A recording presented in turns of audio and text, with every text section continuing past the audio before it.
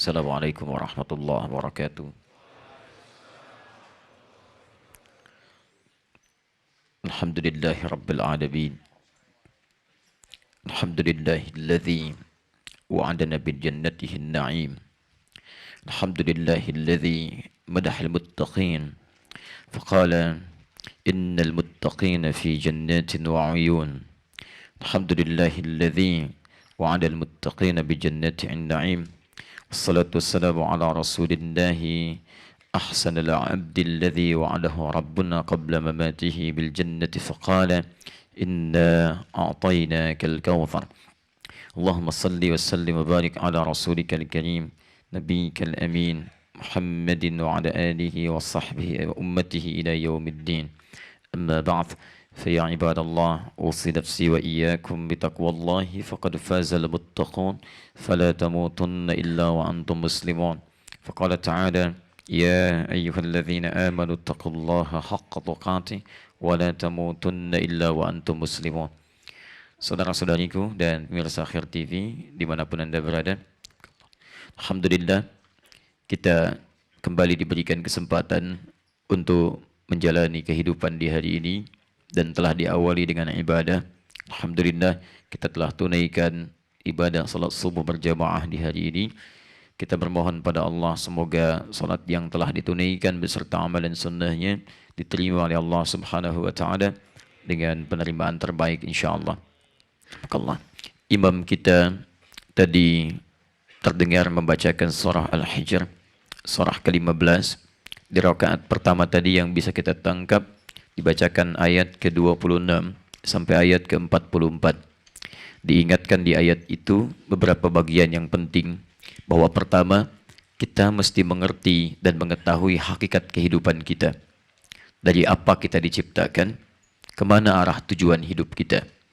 Penting karena Allah memperkenalkan di ayat itu perbedaan manusia dengan jin yang diciptakan sebelumnya. Jin disebutkan di ayat ke-27, ayat ke-28-nya disebutkan penciptaan manusia dengan bahan-bahannya. Yang kedua, Allah mengingatkan kita agar jangan sampai memiliki sifat-sifat buruk yang pernah dipraktekkan oleh iblis. Hati-hati, diantaranya adalah sifat sombong dalam kehidupan. Maka Allah memberi pelajaran pada kita semua. Iblis itu, Bapak dan Ibu sekalian, teman-teman dimanapun berada, nanti ditafsir di ayat lain, di Quran surah ke-18, ayat ke-50. Asal iblis itu, dia bermula dari jin yang taat. Wa idh qulna lil malaikati isjudu li adama fasajadu illa iblis kana minal jinni fafasaqa an amri rabbih. Iblis itu asalnya jin yang taat, tapi sayang dia melakukan penyimpangan yang besar. Dan dengan penyimpangan ini dia merasa sombong, tidak mau tobat dia. Ini persoalannya. Apa perasaan sombongnya? Dia merasa lebih baik dibandingkan dengan Adam sehingga tidak mau menaati perintah Allah. Jadi ingat baik-baik, iblis bukan hanya tidak mau sujud. Karena ketika Allah minta sujud, nanti dijelaskan di Quran surah ke-7 Al-A'raf ayat 11 sampai 13. Ma mana'aka alla tasjuda idh amartuk. Kenapa kamu tidak mau sujud saat saya perintahkan? Jadi persoalannya bukan sujudnya kata Allah, ini perintah saya. Kamu sujud tidak sujud pada Adam itu urusan kamu, tapi ini perintah saya. Kenapa kamu tidak ikuti perintah saya? Apa kata iblis? Ana khairum minhu, khalaqtani min narin wa khalaqtahu min tin. Saya lebih hebat dibandingkan dengan Adam. Kau ciptakan saya dari api, dia dari tanah. Tidak level yang diciptakan lebih tinggi, harus hormat pada yang lebih rendah. Dan disitulah persoalan terpentingnya. Kemudian Allah mengharamkan sifat sombong dan menjadikan orang sombong termasuk bagian dari bagian api neraka. Dari sini, fokus baik-baik. Allah memberikan pesan kepada kita, jangan sampai Anda bersikap dan bersifat seperti iblis, karena itu akan mengeluarkan Anda dari rahmat Allah seperti Allah mengeluarkan iblis dari rahmat Allah Subhanahu wa taala. Dan itu bisa bermuara ke dalam neraka. Dan yang ketiga, bagian terakhir, di rakaat pertama tadi, ayat 43 sampai dengan ayat 44-nya, fokus baik-baik. Orang yang mengikuti tuntunan iblis akan dijanjikan oleh Allah memasuki neraka Jahannam dengan 7 pintu utamanya. Dan setiap pintu itu sudah punya tanda-tanda. Dan nanti dalam pengakuan iblis di ayat 40 sebelumnya, iblis berjanji akan menggoda seluruh anak cucu Adam supaya mau mengikuti godaan-godaannya dan sifat-sifat buruknya. Tapi ada satu golongan yang punya hijab yang tidak bisa ditembus oleh iblis. Di ayat ke-40-nya. Nah, hijab inilah yang kemudian disebut dengan benteng. Benteng inilah yang menjadi inti surahnya, disebut dengan surah Al-Hijr, surah benteng. Kalau Anda bisa mengamalkan amalan ini, maka akan jadi benteng Anda, perisai Anda dengan godaan iblis. Iblis tidak akan mampu menembus Anda. Bukan tidak menggoda, dia menggoda tapi tidak akan menembus Anda. Kuncinya, illa ibadaka minhumul mukhlasin. Yaitu hamba-hamba Allah yang diikhlaskan oleh Allah subhanahu wa ta'ala dalam aktivitas ibadahnya. Karena itulah Allah meminta kita untuk berusaha ikhlas. Turun Quran surah ke-98 ayat yang kelima itu. Wa ma umiru illa liya'budullaha mukhlisina lahuddin. Mukhlis, berusaha untuk ikhlas. Kalau Anda sudah meraihnya, maka Allah anugerahkan pada Anda sifat ikhlas, berubah nama Anda dari mukhlis jadi mukhlas. Kalau sudah mukhlas, sulit bagi iblis untuk menembus Anda. Di antara ciri orang-orang yang berusaha untuk ikhlas, nanti diteruskan di ayat ke-45, 46, sampai dengan 47-nya. Itulah yang akan mendapat hadiah dari Allah berupa surga terindah bagian dari orang takwa. Innal muttaqina fi jannatin wa uyun, udkhuluha bisalamin aminin. Sungguh sebagian orang takwa akan masuk ke taman surga. Silahkan masuk dengan perasaan yang damai dan tentram. Siapa mereka? Di antaranya adalah orang yang berjuang dengan keikhlasan dalam ibadahnya, dan hebatnya orang ikhlas pertama kali adalah orang yang bisa menghilangkan sifat-sifat buruk dalam dirinya. Ayat 47-nya, wa naza'na ma fi sudurihim min ghillin, dan kami kemudian tanggalkan ahli surga ini, kami tanggalkan sifat-sifat buruk, dendam, cemburu, iri hati dalam jiwanya. Ikhwana, dan mereka bisa membangun persaudaraan di antara satu dengan yang lainnya. Dan hebatnya, karena sifat persaudaraan ini saat di dunia, dikumpulkanlah sesama saudara ini, saling menarik saat di surga, bertemu dan duduk berhadap-hadapan dengan keadaan yang sangat riang. Karena itulah nanti banyak ayat di Quran mengajak kita untuk menumbuhkan persaudaraan, menjauhi sifat-sifat perselisihan, saling iri hati. Hanya orang yang iri hati dan cemburu yang sulit memasuki pintu surga. Karena iblis pertama kali diusir dari surga karena sifat iri hati dan cemburunya. Karena itulah teman-teman, turun ayat untuk mempersaudarakan kita semua dengan turunnya Quran surah ketiga Ali Imran ayat 103 itu. Wa'tasimu bihablillahi jami'a wa la tafarraqu. Bersatulah kalian dengan ukuran tali Allah, jangan terpecah belah. Dan paling hebatnya, lihat ke tengah ayatnya, langsung ke tengah ayat. Fa asbahtum bi ni'matihi ikhwana. Dan dengan nikmat Allah Subhanahu wa taala, kita telah dipersaudarakan. Jangan sampai persaudaraan keislaman kita ini kemudian terlepas karena sifat-sifat godaan iblis. Di antara bab yang bisa memecah belah persatuan kita adalah bab-bab yang seringkali menghadirkan khilaf yang terkait dengan pembahasan ikhtilaf. Padahal ikhtilaf diwujudkan untuk kemudahan, bukan perselisihan. Tapi iblis datang membawa khilaf pada ikhtilaf untuk menanamkan kebencian di antara kita semua.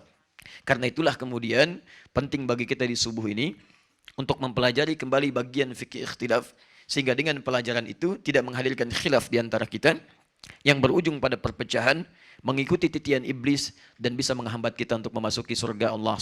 Pembahasan kali ini akan melanjutkan materi tentang bab fikih ikhtilaf dengan bahasan yang sangat khusus pada pagi hari ini atau pada subuh hari ini. Pembahasannya tentang hukum musik dalam tinjauan Al-Quran dan Sunnah, dan dalam bab fikih yang sekarang insya Allah kita akan coba kaji. Ini pembahasannya cukup bukan hanya hangat, tapi barangkali juga akan menghadirkan sesuatu yang dahsyat. Ya. Masih ingat dahsyat? Alhamdulillah. Lebih dahsyat dari matinya listrik tadi ya. Kita coba lihat nanti. Baik, saya mencoba membahas bab ini karena kita sudah agak mulai pada pembahasan-pembahasan yang cukup hangat. Jadi saya lebih melengkapi bahasan-bahasan dengan referensi yang cukup lebih serius. Tadi dikatakan saya mencari beberapa hal, ya, saya mencari hal-hal yang cukup bisa menguatkan pembahasan kita hari ini. Sampai kemudian saya keluarkan beberapa bagian yang sangat penting, termasuk saya coba lihat artikel-artikel yang banyak semarak di media sosial, baik yang ditulis oleh pro dan yang kontra. Setiap disebutkan kitabnya, saya mintakan pada murid kami untuk mencarikan kitabnya, untuk mengecek apakah yang ditulis sama dengan kitabnya atau tidak. Dan nanti saya tunjukkan kepada Anda ada sesuatu yang menarik antara tulisan dengan isi kitab. Dan sebagian dari itu telah kami juga keluarkan dari tulisan-tulisan. Ini kurang lebih nanti ada 15 halaman, baik yang pro ataupun kontra, dengan kesimpulan dan turunan hadis-hadisnya. Ini masih asli, masih berbahasa Arab ya. Ada yang berbahasa Arab, ada juga yang berbahasa Indonesia. Nanti saya coba satukan kesimpulannya, mudah-mudahan bisa nanti Anda dapatkan dan bisa dibaca kembali. Baik, pembahasannya kita coba runtutkan supaya lebih terukur bahasan kita, supaya lebih paham gambarannya dan menghasilkan kesimpulan maksimal. Kita boleh punya pendapat dalam persoalan ini, baik pro ataupun kontra. Tapi bahasan kita hari ini bukan ingin menguatkan yang pro atau ingin menolak yang kontra, tapi membuka wawasan bagaimana hukum itu bisa ditenun dengan keadaan yang lebih baik, wawasan yang luas, sehingga Anda bisa menyimpulkan, oh ini rupanya seperti ini pandangannya. Kalau yang pro begini, kalau yang kontra begini. Dari pengetahuan inilah Anda silahkan nanti bisa menyimpulkan dan mengikuti mana yang ingin Anda pilih sesuai dengan wawasan-wawasan yang ditampilkan dalam kebolehan ranah syariat, Al-Quran, dan Sunnah. Sepakat sampai sini? Baik. Tapi ingat, kesepakatan kita masih ditenun dengan kalimat yang sama. Jangan sampai perbedaan kita dalam menyikapi satu persoalan menjadikan kita kemudian terpecah belah dan tidak saling segur sapa. Paham? Baik. Kita mulai bahasan kita. Bismillahirrahmanirrahim. Kelihatan insya Allah? Belum. Alhamdulillah. Normal ya. Baik. Dahsyat. Baik. Bismillah. Kita mulai dengan beberapa poin dulu ya. Kita turunkan abstraknya seperti apa. Kita keluarkan definisinya dulu. Jangan-jangan banyak membahas tentang musik tapi nggak sepakat definisinya apa. Atau jangan-jangan kata musik gak pernah disebut di zaman Nabi, tapi disebut dengan istilah-istilah yang berbeda. Setiap ada perbedaan istilah, diksinya akan menuntut kita untuk memahami sesuatu berdasar kalimatnya, bukan berdasar pemahaman kita. Dari sini kita turunkan kemudian peristiwa di zaman Nabi-nya. Dari sini kita keluarkan dalilnya. Dari dalil kita keluarkan pendapat ulamanya. Dari pendapat ulama kita turunkan perbandingan mazhabnya. Dari perbandingan mazhab atau pendapat ini, kita turunkan kemudian tarjihnya. Mana yang paling kuat di antara pendapat ini. Dari tarjih ini muncul kesimpulan. Dari kesimpulan ini baru masuk pada pilihan. Dari pilihan ini, disitulah Anda menentukan pilihan sesuai dengan konteks pembahasan yang kita bahas. Jadi ada 1, 2, 3, 4, 5, 6, 7, 8, 9 poin yang kita bahas. Dan cukuplah di sini ada beberapa SKS untuk bisa membahas ini. Ya. Baik. Fokus baik-baik. Nah ini pembahasannya masih 9 poin ini. Ya, Anda nggak bisa tiba-tiba melahirkan kesimpulan. Apa itu musik hukumnya? Haram. Nggak bisa. Halal. Tidak bisa. Mohon maaf. Kalau Anda sempat kuliah di beberapa kampus di Timur Tengah. Misal, baik di Mesir Al-Azhar, di Libya kuliah dakwah, di Tunisia Zaituna misal, ataupun di Maroko Ibn Tufail dan sebagainya, itu soal kalau ujian kadang-kadang cuma 1. Tapi 1 itu jangan dikira mudah untuk menjawab. Apa hukumnya musik? Anda jawab haram, nilainya 0. Jawabannya mesti diurutkan dengan 9 poin ini. Apa persoalan musik itu? Apa definisinya? Bagaimana peristiwanya? Apa dalilnya? Apa pendapat ulama tentang dalil ini? Bagaimana perbandingannya? Bagaimana tarjihnya? Apa kesimpulannya? Setelah itu apa pilihan Anda di situ? Setelah itu baru dapat nilai. Bisa 10 halaman satu soal. Nah, sekarang kita turunkan dulu. Persoalan abstraknya dalam fikih ikhtilaf ditemukan dalam khazanah pemikiran Islam sampai dengan kondisi kekinian, pandangan-pandangan berbeda tentang hukum musik. Sebagian secara garis besar itu bisa dibagi 2 bagian. Ada yang pro, kita katakan, dalam pro artinya ini membolehkan musik dalam praktek kehidupan. Boleh. Ini pun ada dibagi 2 bagian. Ada yang membolehkan dengan syarat-syarat atau kondisi tertentu. Boleh terikat. Ada juga yang cukup ekstrim kubunya, boleh tak terbatas. Artinya boleh saja, tanpa ikatan. Boleh mutlak. Ada lagi di sini yang kontra terhadap musik. Ya, kontra di sini artinya tidak mendukung yang pertama tadi. Ini pun kemudian kita turunkan menghadirkan hukum haram. Haram ini pun dibagi 2 lagi. Ada haram yang mutlak haram, gak boleh sama sekali. Jadi kalaupun dikatakan musik haram hukumnya, ini sudah qat'i, gak boleh, ijma' dan sebagainya. Nah, ini hukum yang pertama. Yang kedua, haramnya haram terikat. Ya, jadi tidak mutlak, muqayyad. Dalam keadaan tertentu ada yang tidak diharamkan, ada pengecualian di sini, terikat. Nah, kita lihat. Dari dua hal ini, baik yang pro membolehkan dengan dua turunannya, ataupun yang kontra, kemudian dengan dua turunannya, haram dengan dua turunannya, yang jadi persoalan, perbedaan pandangan dari ulama ini, yang sebetulnya sudah tuntas bahasannya, dimunculkan lagi dalam setiap perkembangan zaman, disampaikan kepada kalangan awam, dan awam tidak memahami bagaimana ulama menyimpulkan hukum. Tahu-tahu sudah mendapatkan keterangan dari guru-guru tertentu yang mengajarkannya. Yang ikut pengajaran di sini maka menyimpulkan boleh, yang ikut di sini menyimpulkan haram. Yang persoalan terbesarnya kadang-kadang karena keinginan kuat untuk memegang pendapat, yang ini tidak pernah membuka dalil-dalil yang ini. Juga demikian yang ini tidak pernah menerangkan dalil-dalil yang ini. Atau persoalannya ketika menerangkan yang ini, yang dikuatkan yang ini saja, sementara yang diambil di sini yang lemah-lemahnya. Sama, yang ini juga diambil di sini yang kuat-kuatnya, kemudian di sini ditampilkan yang lemah-lemahnya.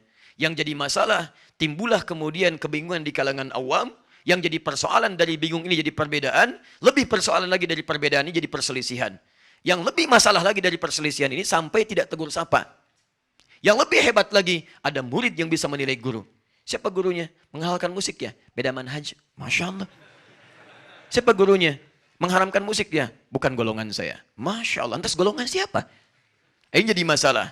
Karena itu, pagi ini kita coba bahas urai dengan maksimal dua persoalan ini. Kita hadirkan turunannya. Kenapa ada yang pro? Apa dalilnya? Kenapa ada yang kontra? Apa dalilnya? Setelah itu kita perbandingkan, baru di situ kita simpulkan. Jelas sampai sini? Belum saya jelaskan. Bagaimana bisa jelas? Saya baru buka gitu ya. Baik. Jangan sampai karena suara tadi dalam sholat tidak jelas, membuat Anda semakin tidak jelas ya. Ayo, kita turunkan dulu ke sini. Yuk, kita sepakat dulu, apa itu musik? Harus disepakati dulu. Karena kalau kita tidak sepakat definisinya, akan liar pembahasannya. Karena itu setiap ulama ketika membahas sesuatu, itu selalu menurunkan batasan yang disebut dengan ta'rif, namanya definisi. Lughatan wastilahan. Apa menurut bahasa, apa menurut istilah. Misal, bisa, apa artinya bisa? Halo?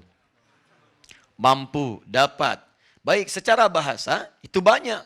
Banyak, bisa mampu, bisa berarti mampu, dapat. Bisa berarti racun yang melekat pada hewan tertentu. Baik, nah sekarang kita harus batasi. Dalam batasan apa kita membahas tentang kata bisa ini? Turunkan. Ini secara bahasa. Kalau saya ingin bahas dalam dunia hewan, maka apa yang dimaksudkan? Racun. Umumnya ini. Umumnya ini. Tapi kalau saya bahas misalnya dalam dunia motivasi dan sebagainya, mustahil dipahami dengan racun. Anda harus bisa berbahasa Arab. Racun itu. Oh, tidak. Pasti yang pertama yang ini. Karena itu nanti dalam bahasan-bahasan syariat pun itu ada turunan. Misalnya sunnah. Sunnah dalam pengertian apa? Sunnah dalam pengertian ilmu hadis, sunnah dalam pengertian fiqih, atau sunnah dalam pengertian usul fiqih. Tiga ini bisa beda. Jangan Anda pahami setiap sunnah itu maknanya akan sama. Tidak. Dalam fiqih beda dengan usul fiqih. Dalam usul fiqih beda kemudian dengan dalam ilmu hadis. Akan lain. Nah sekarang persoalannya ketika Anda membahas tentang musik, apa definisi musik yang dimaksudkan dalam hadis-hadis Nabi SAW dan ayat-ayat Al-Quran. Jangan-jangan tidak seperti yang kita gambarkan sekarang. Nah untuk melacak itu semua, kita keluarkan peristiwa yang terjadi di masa Nabi, supaya Anda paham menghukuminya ini yang dimaksudkan di masa Nabi. Jadi kalau turun ayat, atau hadis, atau peristiwa, jangan diukur dengan masa kita dulu. Kembalikan dulu pada peristiwa dimaksud, baru kita paham maksudnya apa. Jangan Anda ukur proses pernikahan Nabi dengan Sayyidah Aisyah dengan konteks adat kekinian. Masuk dulu ke suasana masa Nabi. Bagaimana kebiasaan orang pada saat itu di muka bumi. Bukankah di Eropa terjadi pernikahan dengan anak-anak kecil juga?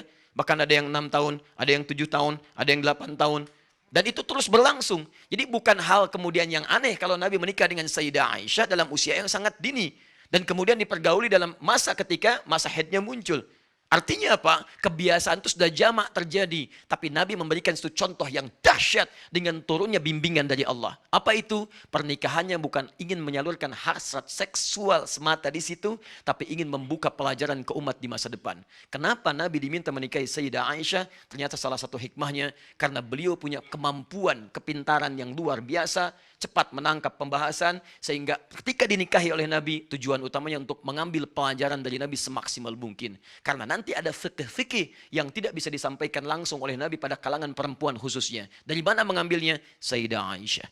Fikih dalam keluarga Nabi, tidak semua sahabat bisa masuk ke rumah Nabi. Siapa yang bisa menerangkannya? Keluarga terdekat Nabi. Ternyata Sayyidah Aisyah disiapkan. Setelah Nabi meninggal, beliau menjadi pengajar. Adakah Sayyidah Aisyah melahirkan keturunan? Tidak. Karena yang disiapkan dari situ adalah proses transformasi dan transfer pengetahuan pada generasi setelahnya. Nah, kalau Anda baca seperti ini, bisa lebih paham kita dalam memahami hukum. Sekarang kita bahas bagaimana keadaan, masuk ke bab ketiga untuk menentukan ini. Keadaan di masa Nabi SAW, termasuk umat jahiliyah, sehingga kita dengan itu bisa mengetahui definisi musik dengan lebih baik. Bismillah. Saya izin hapus dulu ya, yang ini. Bapak dan Ibu sekalian, teman-teman yang mulia, orang-orang jahiliyah secara umum memiliki 3 aktivitas utama. 1, di antara mereka ada yang kesibukannya itu berdagang, tijarah.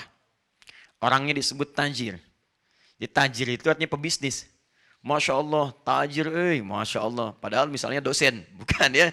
Tajir itu bahasa Arabnya pengusaha. Cuman karena banyaknya dulu orang berusaha menghasilkan harta yang banyak, sehingga disebut sebagai orang kaya. Tajir, tijarah. 1, tijarah. Usaha. 2, ada di antara mereka yang aktivitasnya, terlibat dalam perdukunan, kahana, dan sihir, sahar. Perdukunan, kahana, dan sihir.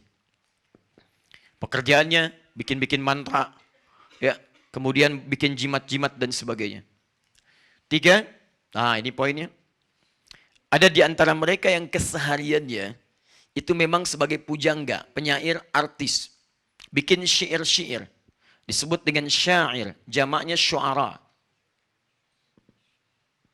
Bikin syair. Awas, syair itu bukan sekedar puisi, nanti kita turunkan. Nah, semua aktivitas di masa kehidupan jahiliyah ini, inilah yang kemudian mendapat respon dari Allah Subhanahu wa taala dengan mengutus Nabi Muhammad SAW dan membekali beliau dengan Al-Qur'an untuk mengobati, lihat baik-baik, realitas sosial, masalah-masalah yang muncul di kalangan jahiliyah dengan 3 aktivitas utama ini. Misal, mereka berdagang, kadang-kadang sering banyak curang dagangnya. Ada riba misalnya. Ketika riba dipraktekkan pada saat itu, turun kemudian ayat-ayat dari Al-Quran untuk merespon praktek riba. Turunlah Quran misalnya, surah kedua Al-Baqarah, ayat 275 sampai dengan 200 misalnya 79-nya. Ketika mereka curang dalam timbangan, turun Quran satu surah Al-Mutaffifin, Wailul lil Mutaffifin, turun. Di ayat-ayat Quran umumnya turun untuk merespon aktivitas-aktivitas yang menyimpang di masa kehidupan itu. Atau mengakui yang baik-baik yang bisa dipertahankan. Bisa teruskan teman-teman. Kahanah misalnya, perdukunan, praktek sihir. Ketika kemudian itu terjadi, turun ayat-ayat membantah tentang sihir.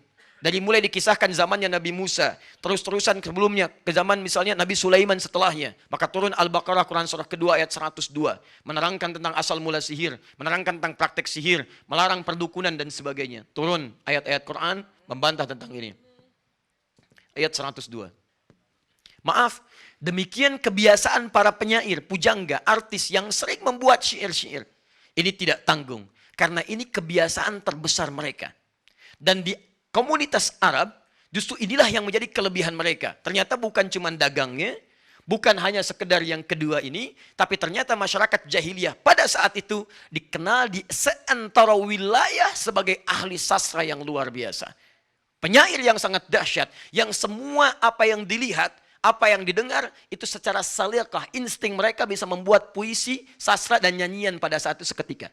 Maka turunlah kemudian untuk merespon ini langsung surah dengan namanya. Surah ke-26, disebut dengan Asy-Syu'ara. Fokus baik-baik ya. Nah, perhatikan, Saya ingin fokus ke yang ini dulu. Ini saya simpan. Yang ini saya simpan. Saya tutup saja karena bukan bahasan kita. Ini bab di muamalah nanti. Ini bab sisi akidah. Saya mulai yang ini saja yang ada kaitan dengan pembahasan kita pada hukum musik. Nah, para penyair ini ketika membuat syair-syair mereka, saya tuliskan. Syair-syair ini terbagi pada beberapa orientasi. Ada beberapa jenis. Satu, misal, ada syair-syair yang terkait misalnya untuk meratapi seseorang. Ratapan, syair ratapan disebut dengan rafa. Misal, syairnya Imrul Qais, pangeran pujangga, pangeran artisnya, tokoh yang paling hebatnya pada saat itu. Dari sejak zaman jahiliyah, dia punya syair tentang rafa. Ada seseorang ditinggal kekasih, kemudian rumahnya hancur. Sampai dia meratapi itu semua. Begitu melihat orang itu, seketika langsung bikin syair. Kifa nabki min dzikra habibin wa manzili bisaqtil liwa bainad dakhuli fahaumali. Cukuplah sudah, jangan kemudian kau mengenang melamunkan kau keadaan ditinggal kekasih, dihancurkan rumah-rumahmu. Ayo move on, hadirkan kehidupanmu yang lebih baik. Muncul rafa. Ada lagi misal yang kedua, ada namanya khamriyat. Khamriyat itu untuk persoalan-persoalan mengajak supaya mabuk. Khamriyat. Ya. Banyak yang terkenal di sini teman-teman sekalian. Mohon maaf, misal generasi-generasi setelahnya, dari mulai sebelumnya ada Ka'ab bin Zuhair, sampai dengan setelahnya ada Abu Nuwas, yang kita kenal dengan Abu Nawas. Ada Farazdak, muncul syair-syair ngajak orang mabuk. Hayyam bina ilal khamri yusqina. Ya, fal khamru yudina wal wawailu lil musallina. Yuk kita mabuk teman-teman sekalian supaya kita minum dengan enak. Jangan khawatir akan celaka, karena celaka bagi orang yang salat. Fawailu lil musallin, bukan wawailu lil sakirin. Wail itu untuk orang salat, fawailu lil musallin, tidak ada wail untuk orang mabuk. Fawailu lis sakirin. Bikin dia supaya ngajak orang untuk mabuk, ngajak mabuk. Orang ngajak salat, dia ngajak mabuk. Turun ayat salat, dia turunkan syair tentang mabuk. Disebut khamriyat namanya. Ada syair, misalnya, teruskan lagi. Ada yang disebut dengan hamasah. Ya. Hamasah itu syair yang dibuat untuk motivasi para prajurit, para pejuang-pejuang, atau orang-orang yang akan berperang. Jadi begitu mereka mau berangkat ke medan perang, itu sudah mereka mengeluarkan syair-syair supaya semangat. Ayo, dibikin dengan syair, karena kehidupannya penuh dengan syair. Hamasah. Teruskan. Ada ghazal. Ya, maaf. Ghazal itu syair-syair yang dibuat untuk merayu perempuan-perempuan atau sebaliknya untuk saling berhubungan satu dengan yang lainnya. Singkatnya ada kaitan dengan zina. Ini. Nah ini, keempat ini, 1, 2, 3, 4, ini diistilahkan dalam bahasa-bahasa syair dengan syairul malahi. Perhatikan baik-baik. Nanti ini kata kuncinya. Malahi. Hal yang tidak ada manfaatnya. Jamak dari kata lahwun. Seakar dengan kata lahwun. Yang kedua, ada jenis syair yang ketika disenandungkan, disampaikan teman-teman sekalian, fokus, maka dia memiliki jenis berbeda dengan yang ini. Kalau yang ini sifatnya negatif, yang melalaikan, yang kedua disifati dengan sifat positif. Bahkan yang paling unik, Rasul pun menyanjung itu dan pernah memberikan bagian dari burdahnya, sorban yang melilit pada beliaunya untuk diberikan hadiah pada orang yang pernah bersyair dengan syair yang jenis yang kedua ini. Apa di antara yang kedua ini? Pertama, namanya ada yang disebut dengan madah. Madah. Madah itu qasidah, kumpulan syair untuk mengangkat sisi-sisi positif yang bisa diteladani. Pujian-pujian positif. Misal, ada seorang bernama Ka'ab bin Zuhair, asalnya memusuhi Nabi. Bahkan keluar fatwa dari Nabi, halal darahnya. Kemudian setelah itu dia bertobat, ketika mendengar itu dia bertobat, memperbaiki keadaannya. Cuman dia tidak bisa merubah karakternya karena tabiatnya seorang penyair. Penyenandung dia. Ya, karena tidak bisa merubah kebiasaannya, tipikalnya masih dalam konteks dia penyair, maka dia mendalami terus syairnya tapi merubah. Dari yang sifatnya mencela, menghina disebut dengan haja, saya belum turunkan tadi. Syair untuk celaan, dirubah menjadi madah. Maka datanglah dia kepada Nabi untuk menyampaikan taubatnya di hadapan Nabi SAW. Bertobat kepada Allah, lalu dia membuat satu syair yang sangat terkenal. yaitu madhin Nabi sallallahu alaihi wasallam.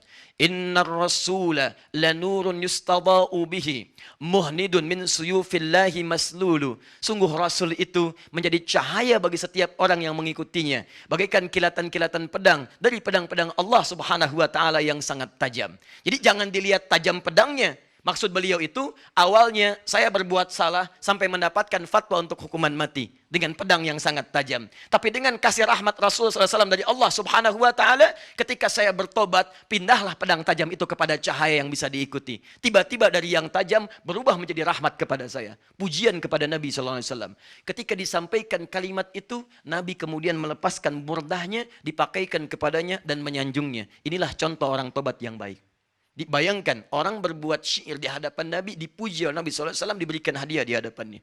Nah, kasidah ini misalnya muncul lagi. Misal, Hamasah, syairnya yang positif, yang baik. Pernah dengar kalimat ini? Tala'al badru alaina min thaniyatil wada'i wajaba syukru alaina mad'a lillahi da'i. Pernah dengar itu? Baik, itu pun sama, itu syair. Syairnya Hamasah tapi yang positif. Itu didendangkan, disampaikan pada saat Nabi perang dari pulang Tabuk. Disampaikan, dibacakanlah syair-syair yang dimaksudkan. Ada lagi yang memuji-memuji alam. Misal, mohon maaf, ketika Anda melihat misalnya suasana musim semi, pohon-pohon mulai bagus, tumbuh bunga-bunga, tiba-tiba muncul kemudian kalimat-kalimat yang indah. Atakar rabi'u. Masya Allah. Ataka rabi'u yakhtalu dhahika minal husni hatta kada an yatakallama. Hei, musim semi telah tiba. Bunga-bunga mulai muncul. Saking merekahnya kalau Anda lihat seperti orang-orang yang tertawa. Madah. Biasa. Positif nilainya. Nah, yang saya maksudkan, dari suasana ini ketika mereka membuat syair, Bapak dan Ibu sekalian, turunlah ayat Al-Quran untuk menyikapi dua jenis syair ini. Turun Quran surah ke-26 Asy-Syu'ara, ayat 224 sampai 227. Disebutkan langsung dua golongan ini. Satu dicela, satu dipuji. Mana yang dicela? Golongan yang pertama ini. Turun Quran surah 26 ayat 224-nya. Wasyu'ara'u yattabi'uhumul ghawun. Dan para penyair itu, para pujangga itu, para penyenandung, para penyanyi itu umumnya seringkali larut dalam kesesatan. Larut dalam kesesatan. Alam tara annahum fi kulli wadin yahimun. Tidaklah engkau perhatikan kalau mereka mau mencari inspirasi-inspirasi, kadang-kadang datang ke lembah-lembah pada saat itu. Yang dimaksud lembah kalau sekarang tempat yang sepi, sunyi, mojok-mojok nyari lirik gitu kan. Ya lama nggak ada kerjaan, nggak silaturahim, nggak ngerjakan yang baik-baik, nggak mengerjakan yang manfaat, tidak ada aktivitas, hanya untuk mendapatkan lirik saja. Kadang-kadang lampu sudah nyala, dia sengaja matiin. Kalau kita kan mengharapkan nyala, mic nyala, itu yang kita harapkan. Dia enggak, mic dimatiin. Kenapa dimatikan? Mencari inspirasi. Lama. Sehingga kadang-kadang melalaikan hal yang bermanfaat. Bahkan sholat kadang tertinggal. Bahkan aktivitas kadang tertinggal. Itu dicela oleh Quran. Dan hebatnya ketika turun ayat-ayat positif, ayo sholat, dia turunkan ayat mabuk. Ayo kita ibadah, dia turunkan ayat untuk hal-hal yang tidak bermanfaat. Malahi namanya. Maka ini yang dicela oleh Al-Quran. Turun ayat, kemudian menjelaskan kebiasaan mereka dan mencela perbuatannya. Tapi lihat baik-baik. Begitu masuk ke ayat 226, ayat 227, akhir dari ayatnya, ini poinnya. Langsung ke ayat 227-nya. Illalladzina amanu. Tapi ada di antara para penyair itu, para pujangga penyenandung itu orang-orang yang beda dengan yang pertama. Dia gunakan syair-syairnya, dia gunakan lirik-liriknya, amanu untuk menguatkan imannya kepada Allah Subhanahu wa taala. Wa amilus shalihat, justru syairnya dia munculkan untuk melahirkan amal-amal saleh. Wa dzakarullaha katsira, dan mereka justru menjadikan syairnya untuk menjadikan orang ingat kepada Allah Subhanahu wa taala. Masya Allah, dipuji oleh Quran, wantasaru min ba'di ma zulimu, dan mereka mendapatkan kemenangan setelah banyak mendapatkan penyiksaan-penyiksaan dari yang lainnya. Teman-teman, ayat 227 ini justru menampilkan hal yang berbeda. Yang ini mencela, yang ini memuji dan mengangkatnya. Ini penolakan, ini pengakuan. Sekarang persoalannya, apa hubungan dengan musik? Nah, Anda mesti tahu bahwa syarat untuk membuat syair itu, disebut sebuah syair, syaratnya 4. Ini sudah saya tuliskan di sini. Ya, nanti saya berikan gambarannya. Jazakallah khair. Nah, dan saya paling tahu mana yang harus dihapus. Kadang-kadang ketika dihapus bukan bagian yang saya inginkan, ya. Dan membuat kita lelah untuk menulis kembali. Dan semoga Allah ampuni dosa-dosanya. Baik. Ya, cukup dulu Mas ya. Ini orangnya kamera. Baik, kembali ke sini. Fokus, lihat baik-baik. Syarat syair itu ada 4. Fokus baik-baik ya. 1, syair syaratnya 4. 1, ada yang disebut dengan afkar namanya. Ada idenya, ada substansinya. Konteks apa yang mau disampaikan? Jangan dikira kalau syair itu hal-hal yang biasa saja. Ada ide pokok yang mau disampaikan. Jadi kalau orang bahas tentang khamar, idenya apa? Ngajak orang mabuk. Gini kalimatnya. Intinya itu.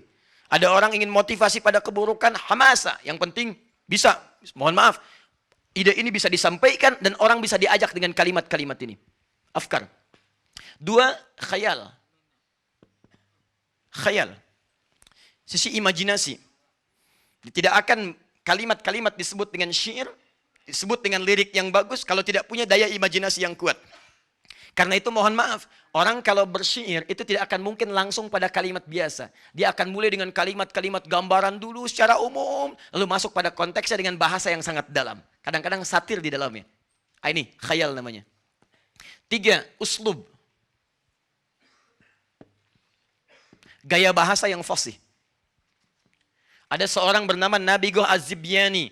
Ya, dialah orang yang kemudian bisa meneliti mana para pujangga yang fasih, yang tidak fasih. Jadi setiap Anda akan membuat syair, setoran dulu pada beliau. Setoran. Kalau kata beliau fasih, ayo lakukan. Kalau kata beliau enggak fasih, perbaiki lagi. Persis setoran Al-Quran. Ada tahsinnya. Tahsin dalam syair. Dia begitu datang, ditahsin oleh Nabigoh. Tahsin, tahsin, tahsin. Bagus, lakukan. Tidak, jauhkan. Jadi tidak semua orang yang datang bersyair bisa disebut syairnya itu sempurna. Nah, yang keempat, musik. Musik. Bukan musrik, musik. Musik. Syarat syair disebut syair, dia memiliki musik. Apa musik yang dimaksudkan di sini? Musik yang dimaksudkan adalah irama-irama berbentuk wazan dan qafiyah. Keselarasan di ujungnya dan ada irama-irama yang terdengar di situ. Ini syarat daripada syair, salah satunya musik. Dia memiliki irama dan dia punya formula. Formulanya kelak dikenal dengan bahar. Ada 16 rumus formula, sesuatu disebut dengan syair. Misal, ada namanya tawil. Rumus tawil. Tawilun lahudunal bukhuri fadailu. Fa'ulun mafa'ilun fa'ulun mafa'ilu. Ada rajas. Mustaf'ilun mustaf'ilun mustaf'ilun. Mustaf'ilun mustaf'ilun mustaf'ilun. Ada madid. Mufa'alatun mufa'alatun fa'ilatun. Mufa'alatun fa'ilat mufa'alatun fa'ilatun. Jadi disebut dengan demikian, jika mengandung formula yang sama, kalau keluar dari formula ini, maka ditolak dia sebagai syair. Kalau tidak punya irama seperti irama ini, tidak diakui dia sebagai syair. Syarat yang keempat dari syair adalah musik. Fokus baik-baik. Sekarang sudah mulai sampai kita pada intinya. Nah ini. Fokus. Jadi ketika seseorang membuat syair, dia harus memenuhi 4 unsur ini. Satu di antara 4 hilang unsurnya, maka dia keluar dari definisi yang disebut dengan syair.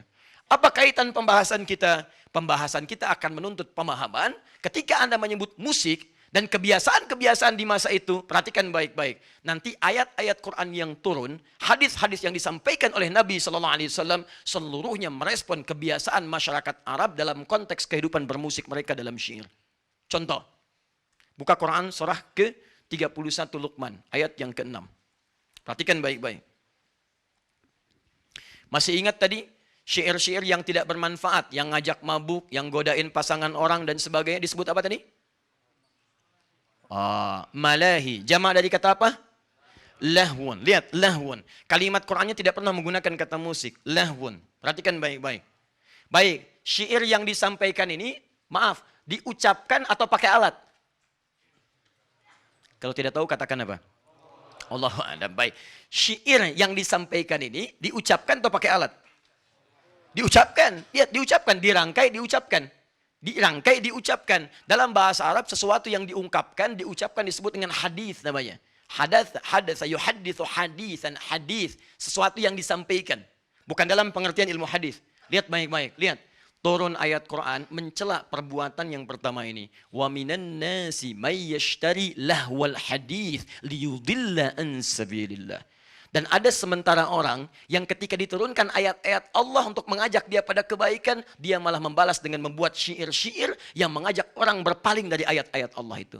Di begitu diajak untuk sholat, mereka bikin ayat-ayat untuk mabuk. Diajak untuk infak, mereka bikin ayat-ayat untuk pencurian dalam bentuk syair dan sebagainya. Disebutlah oleh Quran lahwal hadis. Lahwun dari sifat malahinya, hadithun dari sifat syairnya. Paham? Awas, kenapa saya sampaikan ayat ini pertama kali? Karena nanti ada yang menukil ayat ini digunakan untuk pengharaman musik secara keseluruhan yang konteksnya tidak terkait dengan turunnya ayat ini. Paham maksudnya? Baik, jadi bagian pertama, ketika ayat ini diturunkan untuk merespon keburukan-keburukan yang muncul dari syair ini yang digunakan untuk menyesatkan orang dari jalan-jalan Allah. 1. 2. Nabi SAW sedang berdakwah. Tiba-tiba datang para penyair untuk mencela beliau. Cela. Sampai masuk Islamlah seorang sahabat bernama Hasan bin Thabit. Seorang penyair, jadilah pujangga Nabi untuk mengkanter celaan-celaan itu. Yang jadi persoalan ketika mereka mencela, turunlah ayat Quran di sini untuk menggambarkan bagaimana buruknya celaan-celaan mereka. Yuk kita buka selanjutnya. Saya aja yang hapus. Saya turunkan dulu dalilnya ya, biar mudah dipahami. Surah An-Najm. Surah keberapa? 53. Quran surah 53 ayat 59 sampai 61. Kemudian Quran surah ke-69. Surah apa? Al-Haqqah ayat 41 sampai dengan ayat 42. Perhatikan. Nabi menyampaikan ajakan dakwah, tiba-tiba mereka menertawakan. Setelah menertawakan, padahal ayat-ayatnya tentang kiamat, tentang tobat ditertawakan oleh mereka. Dan hebatnya ketika menertawakan mereka bernyanyi-nyanyi dengan nyanyian-nyanyian syair. Bernyanyi-nyanyi, nyanyi-nyanyi. Nyanyi ada iramanya tidak? Ada iramanya, ada suaranya tidak? Ada, nggak ada orang nyanyi nggak ada suaranya. Sedang apa? Bernyanyi? Nggak mungkin, mustahil. Lihat kembalikan sini. Ketika mereka mengolok-olok Nabi turun ayat. Afamin hadzal hadithi ta'jabun. Kok kamu heran sih dengan ayat-ayat Quran yang diturunkan ini? Wa tadhakuna wa la tabkun. Malah ketawa. Bukan meresapi. Wa antum samidun. Malah membuat syair untuk bernyanyi-nyanyi. Yang mengolok-olok ayat-ayat ini. Di mereka membuat syair untuk mengolok-olok ayat-ayat Quran. Bernyanyi, bersenandung dengan syair itu. Disebut dengan samidun. Dalam bahasa Yaman tempo dulu. Samidun artinya yughannun. Kata ghina. Yughannun. Bergina. Bernyanyi. Samidun. Ada bahkan, maaf, di antara celaannya kepada Nabi, ada yang menuduh Nabi sebagai tukang sihir. Ada yang menuduh Nabi sebagai dukun. Karena Quran itu bukan ayat Allah. Tapi Quran cuma senandung jimat-jimat. Turunlah Quran misalnya surah 69 ayat 41 sampai dengan 42-nya. Membantah pernyataan itu. Wa ma huwa biqauli syair. Qalilan ma yu'minun. Wala biqauli kahin. Qalilan ma tadhakkarun. Hei, Muhammad bukan seorang penyihir. Muhammad bukan seorang dukun. Tapi ayat-ayat Quran turun untuk mengajak Anda berbuat baik dalam kehidupan. Kesimpulan cepatnya adalah, 1. Musik yang dimaksudkan pada era Nabi SAW itu lekat erat dengan kebiasaan para penyair yang membuat syair. Jadi kalau disebutkan musik yang dimaksudkan ini. Gak ada yang lain. Paham? Dan ini dibagi dua. Ada yang dicela oleh Quran, ada yang tidak dicela oleh Quran. Ada yang kemudian dicela oleh Nabi, ada yang kemudian justru dipuji oleh Nabi SAW. Paham sampai sini? Baik. Sekarang saya ingin hapus beberapa bagian untuk menerangkan turunan dari sini. Disinilah inti persoalan kita. Tolong fokus ke sini. Bismillah. Saya simpulkan pelan-pelan. Fokus. Jika disebutkan musik dalam konteks keterangan hadis dan ayat Quran, maka yang dimaksud apa? Syair. Yang dimaksud syair. Dari syair inilah nanti turun misalnya lirik, ada senandung, bahkan ada nyanyian, ghina. Istilah ini, perhatikan baik-baik, istilah ini nanti memunculkan banyak-banyak istilah. Kalau negatif disebut dengan lahwun. Kemudian ada melahi, jamaknya. Senandung nyanyian disebut dengan ghina, ughniya. Ughniya. Ada yang positif nanti dari sini. Yang menghasilkan hadis-hadis dan ayat-ayat Quran untuk mengangkat, membenarkan ya konteks yang dilakukan pada saat itu. Jadi ada yang positif, ada yang negatif. Baik, sampai sini dulu pelan-pelan. Fokus baik-baik, lihat baik-baik. Ketika membuat syair, ada unsur musiknya. Ada liriknya, senandung, ada nyanyiannya. Dibagi dua bagian. Ada yang bertentangan dengan nilai agama, ada yang justru menguatkan nilai agama. Yang menguatkan turun ayat dan hadis untuk memujinya, yang kemudian menjauhkan turun ayat-ayat dan hadis untuk mencelaknya. Paham sampai sini? Baik. Ini pakai alat atau tidak? Halo? Yang tidak pakai alat, angkat tangan. Yang pakai alat, angkat tangan. Yang wallahu a'lam, angkat tangan. Alhamdulillah. Sekarang perhatikan. Ini yang saya sampaikan, ini yang belum pakai alat. Sekarang, apakah pada saat itu syair-syair ini bebas dari alat? Ternyata tidak. Ada bahkan beberapa yang menggunakan alat. Misal, ada yang pakai rebana. Ada. Ya, dikenal dengan toblun atau tobulun. Ada. Anda pernah lihat gendang besar kalau dalam peperangan? Ya, misal ada acara-acara film-film kolosal, dokumenter, begitu mau perang dipukul kendangnya. Dung, dung, dung. Beduk seperti beduk, pernah dengar itu? Baik, pernah lihat yang ketika ada nyanyian kemudian pakai rebana, tangtung tangtung tangtung tang, tangtung tangtung tangtung tang, ada yang seperti itu? Pernah dengar? Baik, misalnya, itu disebut dengan toblun. Sudah ada, masa dulu sudah ada. Ada yang kemudian dari kayu namanya ud dan diberikan senar di situ. Ya, disebut gitar tempo dulu. Gitar itu dari bahasa Arab, autar namanya. Dari bahasa Arab, bukan autan. Autan buat nyamuk. Autar. Autar, ini. Jadi gitar itu bukan dari bahasa Inggris asalnya. Diambil dari bahasa Inggris ambil dari bahasa Arab. Autar asalnya. Autar, nah jadi autar ini senar-senar yang dilekatkan pada kayu dan dipetik. Biasanya sampai 3 senar di situ. Ketika dipetik ini alatnya berubah namanya menjadi ma'zifah. Jamaknya disebut dengan ma'azif. Ma'zifah. Ma'zifah. Jamaknya disebut dengan ma'azif. Sekarang ini inti yang paling penting dari pembahasan kita. Ada para penyair yang mereka dalam syairnya hanya menggunakan kata-kata saja. Ada para penyair yang dalam syairnya diiringi kemudian dengan alat-alat. Di antara alatnya ada rebana toblon, ada alat petik ma'zifah, jamaknya dengan ma'azif. Nah, dua hal ini pada masa Islam di zaman Nabi SAW itu pun masih berlangsung dan menariknya dua negatif ataupun positif juga terjadi di masa Nabi SAW. Setelah masa Islam, maaf, yang bersyair masih ada. Contoh, saya ambil yang positif dulu misalnya ya, dan itu ada di hadis-hadis yang sahih, riwayat Al-Bukhari, riwayat Muslim, riwayat Abu Daud, bahkan sebagian disahihkan oleh Syekh Muhammad Nasiruddin Al-Albani. Dan setelah saya rangkum di sini, ada sekitaran sampai 5 sampai dengan 9 hadis. Tayyib. Misal, saya berikan contoh saja ya. Di Ibnu Hibban hadisnya sahih, nomor hadis 6892. Ya. Baik, teman-teman hadisnya dari Buraidah. Hadisnya dari Buraidah. Satu kali ada 2 orang yang berdendang. Ya, di hadapan Nabi SAW, di hadapan sahabat Abu Bakar As-Siddiq, di hadapan sahabat Uthman bin Affan. Mereka berdendang, nyanyi-nyanyi. Ada liriknya, ada iramanya, ada macam-macamnya. Apa yang terjadi? Ketika mereka sedang berdendang, Nabi tidak melarang mereka.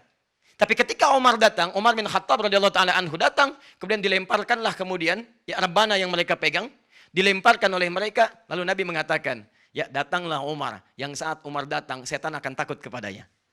Setan akan takut kepadanya. Perhatikan, hadis ini kata para ulama hadis menunjukkan 2 pesan sekaligus. Ada yang dibenarkan, ada yang tidak dibenarkan. Apa yang dibenarkan? Pertama, yang dibenarkan adalah keadaan ketika mereka menyanyi bersyair di hadapan Nabi SAW, tidak ada kalimat-kalimat yang langsung disanggah oleh Nabi. Kalaulah seketika itu haram, tentu Nabi akan mengatakan jangan berdendang di hadapan saya, itu haram. Tinggalkan, tinggalkan. Tapi yang paling menarik, kenapa Ustadz saat Umar masuk kemudian dilemparkan alat-alat itu? Karena sebagian dari alat-alat yang digunakan, pernah digunakan di tempat-tempat yang lainnya atau tempat-tempat yang mengarahkan pada maksiat. Contoh, tidak sedikit orang-orang menggunakan gitar, kemudian gitar yang saya maksudkan yang tempo dulu, kemudian rebana untuk mengiringi perbuatan-perbuatan maksiat yang terjadi pada saat itu. Contoh, mohon maaf, fokus ini, itu dulu orang Arab kalau mau maksiat, mereka akan datang mengenakan jubah terbaiknya untuk menunjukkan status sosialnya. Biasanya menggunakan sutra, laki-laki pakai sutra, datang. Kemudian dia bawa, maaf ya, perangkat-perangkat mabuk. Dari yang perasan kurma, perasan anggur dan sebagainya. Setelah itu disertailah dengan penyanyi-penyanyi biduan-biduan sambil diiringi dengan alat-alat musik. Ada yang pakai rebana, ada yang pakai kemudian gitar-gitar yang dipetik pada masa itu. Sebagian bersenandung, sebagian yang mabuk, ada yang zina dan sebagainya. Dari situlah Nabi pernah mengeluarkan hadis di masa yang akan datang. Itu telah dihapuskan oleh Nabi seperti itu. Jangan mabuk lagi, jangan zina lagi. Turun ayat melarang zina, turun ayat melarang mabuk. Bahkan sampai 4 tahapan. Turun ayat melarang hal-hal yang tidak bermanfaat. Setelah itu sepi semua itu. Tapi kata Nabi, akan muncul di masa datang di antara umatku yang menghalalkan lagi proses seperti itu. Digabungkanlah 4 tadi. Mereka menghalalkan zina, mereka menghalalkan khamar, mereka menghalalkan sutra, dan mereka menghalalkan ma'azif. Nabi bukan menyebut musik, bahasa hadisnya ma'azif. Kenapa Nabi menyebut ma'azif? Karena sebagian alat itu ada yang digunakan pada yang negatif. Mengiringi orang untuk berbuat maksiat. Jadi kalau Anda menemukan hadis itu bukan berbicara masalah hukum mutlak musik, bukan. Hadis itu ingin bicara tentang konteks maksiat yang terjadi di masa Nabi. Yang sering diakibatkan oleh penggabungan antara alat-alat musik dengan tujuan-tujuan maksiat. Coba Anda cek, kalau orang muncul dengan glamoritas, dengan alat-alat yang tadi, disertai dengan alat-alat musik, pasti ujung-ujungnya maksiat. Silahkan cek. Cek kalau tidak keliru. Silahkan, kalau Anda tidak percaya silahkan. Di sampingnya ada minuman, menggunakan suasana glamor, terus ada alat-alat musik di sampingnya, ada yang nyanyi, pasti minimal akan terjadi maksiat. Kalau tidak ikhtilat joget bersamaan, kalau tidak kemudian mabuk-mabukan, apa yang terjadi? Ujung-ujungnya zina. Itu persoalan terbesarnya. Silahkan cek, bukankah ada tempat-tempat menampung seperti itu? Ya, misal ada sebagian tempat-tempat disebut dengan diskotik, ada klub malam, dan malam bukan siang.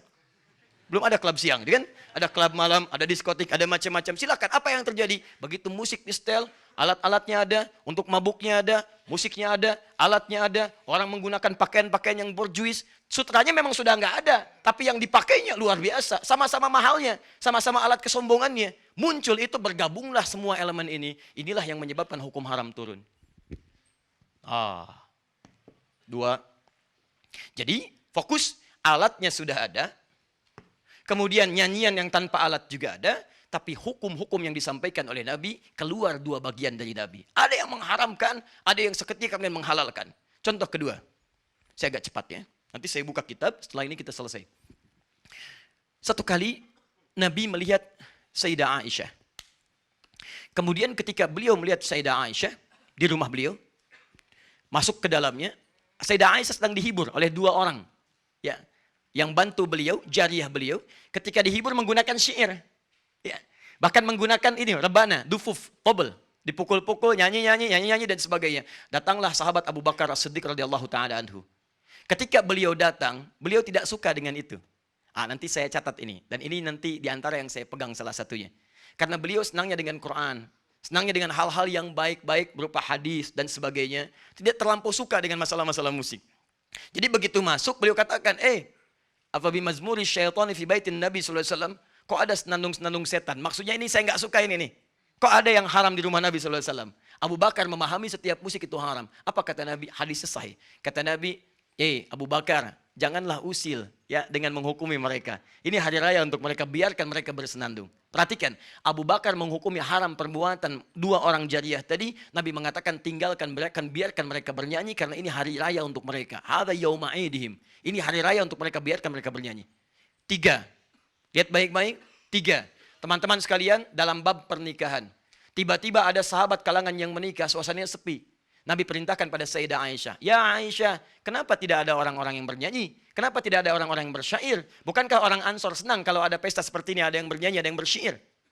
Nabi malah memerintahkan, keluarkan dufuf, pukul rebana, dan buat syair-syair yang bagus untuk menghibur mereka. Di hiburan-hiburan, urusan-urusan yang sifatnya dalam kebaikan. Nabi malah meminta dihadirkan, bukan meminta dihilangkan. Ini yang paling menarik.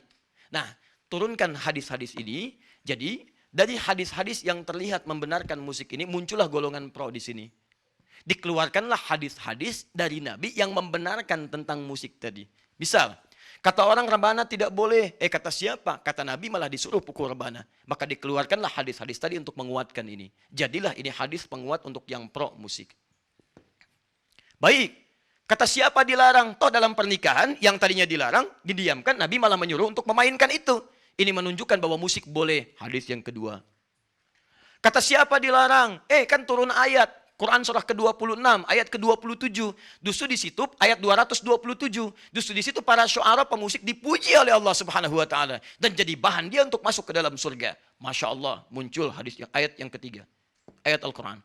Ayat-ayat ini diambil oleh golongan pro dan mereka nilai inilah ayat-ayat dan hadis yang membolehkan tentang musik. Muncullah kesimpulan musik boleh menurut mereka. Paham sampai sini? Satu. Jadi kalau Anda menemukan orang yang membolehkan musik, boleh jadi kesemuanya akan kembali kepada hadis-hadis dan ayat-ayat ini. Inilah landasan yang menjadikan mereka berpikir bahwa musik itu halal dan benar dalam pandangan agama. Jelas? Hapus. Dua. Lepas dari ini, ada ayat-ayat yang mencela sekaligus hadis-hadis yang menghinakan musik dan para pemusik. Misal, tadi Asy-Syu'ara Quran surah ke-26 ayat 224-nya. Di situ para pemusik dicela, seringkali menghadirkan kesesatan, seringkali menghadirkan khayalan-khayalan, tidak disukai oleh Quran. Kata mereka haram hukumnya. Dua, turun ayat Quran surah Luqman misalnya, tadi yang saya bacakan. Turun Quran surah An-Najm, tadi yang saya bacakan. Di situ semua mencela dan menyebut musik perbuatan yang tidak bermanfaat. Maka mereka menyimpulkan haram hukumnya. Tiga, adanya hadis-hadis Nabi SAW yang jelas menyandingkan musik dengan aspek keharaman seperti zina, khamar dan sebagainya. Kata mereka, karena musik disandingkan dengan zina, musik disandingkan dengan khamar, yang asalnya haram, maka mutlak hukum musik pun haram seperti halnya zina dan khamar. Paham sampai sini? Keluarlah kemudian hukum dari mereka menghukumi musik sebagai hukumnya haram. Baik. Persoalannya, lihat baik-baik. Saya sebutkan dua kubu ekstrim dulu. Saya belum sebutkan mana pilihan yang rajih di antara ini semua. Fokus. Para ulama ketika melihat hadis-hadis ini dan ayat-ayat Quran, mereka terbagi pada beberapa golongan. Ada yang berpendapat haram mutlak untuk kehati-hatian. Sudah. Karena ayat-ayat yang turun, hadis-hadis yang ada, itu tidak banyak yang memuji, tapi lebih banyak yang memalingkan dari itu. Maka mereka berpendapat, bagi saya, haram hukumnya. Haram itu maksudnya saya nggak ingin kerjakan itu. Saya ingin terkait dengan maslahat yang jelas manfaatnya saja. Quran jelas manfaatnya. Hadis jelas manfaatnya. Musik gak banyak manfaatnya. Saya tinggalkan itu semua, saya konsisten dengan ini saja. Maka mereka berpegang teguh dengan hukum keharaman musik. Jadi kalau Anda menemukan, maaf ya, kelompok yang haram mutlak, gak boleh sama sekali, dan sebagainya. Ini yang diambil ayat-ayat dan hadis-hadis yang tadi saya bacakan. Dengan pemahaman hukum musik haram mutlak. Jelas? Persoalannya, begitu disampaikan seperti itu, tiba-tiba yang terjadi ditemukanlah hadis-hadis Nabi membolehkan. Tapi kan dalam pernikahan ada hadis Nabi, dan itu sahih. Tapi kan Nabi pernah masuk kepada rumah Sayyidah Aisyah, ada yang bersenandung, dan itu benar hadisnya. Bagaimana pendapat Anda? Oh, kalau itu dikecualikan. Kalau itu dikecualikan, boleh dalam konteks itu saja. Akhirnya yang tadinya haram turun sedikit. Haram kecuali. Sama kalau mau dibawa ke konteks kekinian, haram, gak bisa, mutlak itu haramnya. Tapi tiba-tiba ketika sedang sholat, tang ting tung ting tang ting tung, tang ting tung ting tang ting tung, handphonenya bunyi. Dan itu musik. Itu musik. Oh, kecuali handphone. Kecuali handphone. Misal ya. Baik. Muncul turunan di sini. Fokus baik-baik. Fokus. Kita sedang membahas persoalan. Maka disinilah kemudian muncullah kecuali-kecuali di sini. Apa pengecualiannya? Dalam bab nikah boleh. Itu pun diikat dengan hal-hal yang tidak banyak yang melalaikannya. Boleh dalam bab nikah. Sepanjang musiknya tidak terlampau berlebihan, bahkan disyaratkan rebana saja. Selain rebana, nggak boleh. Atau akapela saja. Jadi yang pakai piano tetap haram. Yang pakai gitar tetap haram. Yang boleh pakai rebana saja. Nah, jadi kalau Anda ikut golongan seperti ini, jangan heran kalau kemudian ke pernikahan yang ada cuma rebana. Ya, atau misalnya menggunakan akapela, tidak menggunakan piano dan sebagainya. Maka ini yang dimaksudkan barangkali mengambil hukum yang pertama. Dan Anda tidak harus mencelanya. Karena kita menghormati perbedaan. Tidak ada masalah. Kalau Anda berpegang pada yang ini, karena tujuannya baik, ada masalah. Jangan dicela. Karena mereka saya ingin berhati-hati. Yang ingin saya kerjakan, yang ini saja. Yang ini saya takut salah. Takut salahnya menjadikan mereka mengambil sesuatu yang mereka pahami dengan baik. Jelas? Satu. Baik. Kemudian, golongan yang ini tidak sependapat. Kita bandingkan. Mari kita lihat. Anda menyebutkan haram mutlak, tapi pakai kecuali. Setiap yang haram mutlak, kalau dikecualikan, itu pasti haramnya haram pada zatnya. Pada asalnya sudah haram. Lihat baik-baik. Misal, babi apa hukumnya? Haram. Ada kecualinya enggak? Oh, kata siapa? Ada kecualinya. Buka Quran surah kelima ayat ketiga. Buka Quran surah kedua Al-Baqarah ayat 173-nya. Ada pengecualiannya. Kecuali kalau sedang terpaksa. Terpaksa. Misal, Anda pergi ke Cina. Di Cina misalnya nggak ada makanan di tempat Anda datang. Tidak ada makanan yang halal sama sekali. Kalau Anda nggak makan, Anda bisa meninggal. Yang ada cuma babi. Kalau tidak makan, Anda meninggal. Boleh makan babi? Tidak, besar begitu bagaimana babi besar dimakan? Tidak. Potong dulu, kemudian ambil dagingnya, masak dulu, dan makanlah kemudian secukupnya yang membuat hilang lapar Anda. Makan babi besar begitu.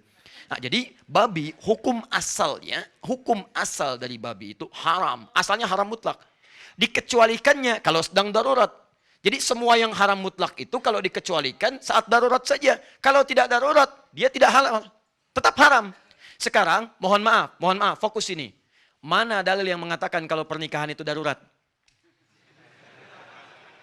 Asal pernikahan itu bukan darurat. Bapak, saya mohon izin, besok saya menikah, Pak. Kenapa? Darurat. Oh, tidak ada. Nikah itu bahkan hukumnya sunnah asalnya. Ada yang menyebut mubah, nggak ada orang mengatakan hukum darurat. Di hukum nikah itu beda dengan hukum makan babi. Kalau yang tadi itu darurat sifatnya, kalau nggak makan saya meninggal. Tapi kalau nikah kan lain, hukum asalnya bukan haram bahkan. Jadi nggak bisa hukum yang mubah, hukum yang sunnah itu dijadikan darurat untuk menepikan yang haram. Jadi kiasnya nggak sama di sini. Ada kekurangan dalam hukum di sini. Ada yang tidak tepat di sini. Jadi kalau Anda ingin mengecualikan seperti hukum yang tadi, mesti ada persamaan. Dalam kaidah usul fikih, itu dinamakan dengan kaidah ilat yang tidak sama, maka hukumnya tertolak. Tertolak, ingat baik-baik. Ya. Saya turunkan dulu. Ustaz, itu kan ijma ulama. 4 madhab mengharamkan musik. Pernah dengar kalimat itu? Baik, 4 madhab mengharamkan musik. Mari kita lihat. Saya pernah keluarkan beberapa artikel teman-teman. Dan saya simpulkan semua artikel yang berbahasa Indonesia rata-rata mengambil referensi dari artikel Arab yang saya telah turunkan di sini printoutnya. Ada di sini semua. Dan dalilnya sama semua. Jadi ngambilnya dalilnya sama, Qurannya, hadisnya, macam-macam dari sini semuanya. Saya keluarkan, di antara yang dikutip adalah perkataan Imam Asy-Syafi'i. Disebut di situ di jilid yang keempat, halaman 92. Disebut kalimat Imam Asy-Syafi'i dan dengan kalimat kias yang luar biasa. Perhatikan baik-baik. Di situ disebutkan kalimat bahwa Imam Asy-Syafi'i tidak membenarkan wasiat dengan alat musik. Tidak membenarkan wasiat dengan alat musik. Bahkan kata beliau kalau ada alat musik kemudian diwasiatkan itu batal hukumnya. Ini menunjukkan kata beliau Imam Asy-Syafi'i menghukumi haram bagi alat musik. Bahkan ada dari Imam Asy-Syafi'i keterangan kalaulah kemudian ada orang-orang yang mencuri alat musik maka tidak dihukum kisos, nggak usah dipotong tangannya karena dia mencuri sesuatu yang diharamkan. Paham sampai sini? Pernah dengar kalimat itu? Nah, saya mencoba meneliti sampai jam 2 saya cari karena nggak disebutkan di bagian apa itu dimaksudkan. Dan itu yang menyalin juga beberapa kalangan, ada yang gelarnya cukup tinggi, ada yang sampai PhD dan sebagainya. Ada yang sebagian pernah juga mentahdir saya dan seterusnya, nggak ada masalah. Terus kita kumpulkan, kemudian kita keluarkan, saya sampai bilang kepada staf kami, tolong cari buku Al-Um. Karena di situ disebutkan Al-Um.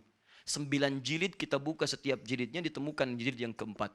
Kita cek dalam kitabnya, apa yang terjadi. Ternyata saya punya keyakinan kuat, yang bersangkutan belum tentu melihat isi kitabnya. Karena yang dimaksud di kitab itu bukan hal yang disampaikan oleh yang bersangkutan. Yang dimaksudkan pembahasan lain dalam konteks berbeda, tapi kalimatnya dipotong. Sehingga salahlah kesimpulan yang ada. Contoh, saya bukakan jilid yang keempat halaman 123. Mungkin beda cetakan. Di cetakan yang dimaksudkan dituliskan halaman 92. Saya cek halaman 92 ternyata tidak ada kalimatnya. Baik. Lihat baik-baik ya. Bab ma yajuzu minal wasiyah fi halin wa la yajuzu fi halin ukhra. Bab ma yajuzu minal wasiyah fi halin wa la yajuzu fi ukhra. Bab tentang wasiat pada satu hal yang unik sifatnya. Keadaan tertentu boleh, keadaan tertentu tidak boleh. Jadi ada benda yang diwasiatkan untuk ahli waris. Benda ini unik sifatnya. Dia saat yang bersamaan bisa diwariskan, bisa tidak diwariskan. Apa di antara pembahasan yang dibahas ini? Banyak. Ada wasiat tentang pemberian anjing. Ada. Anjing apa hukumnya? Dalam mazhab Syafi'i itu haram mutlak. Dalam mazhab Syafi'i. Haram mutlak. Ya, najis aini. Jadi kalau disentuh pun Anda mesti cuci tangan. Ya, cuci tangannya 7 kali. Salah satunya menggunakan apa? Baik. Nah, yang paling menarik setelahnya pembahasan tentang warisan menggunakan alat-alat musik. Dicontohkan langsung di sini. Misalnya yudrobu bihi. Yang sering dipukul. Misal seperti rebana. Dan kemudian alat-alat musik yang dipetik. Ya, kalau sekarang gitar dan semacamnya. Teman-teman, apa kalimat Al-Imam Asy-Syafi'inya? Dipotong kemudian jadi kalimat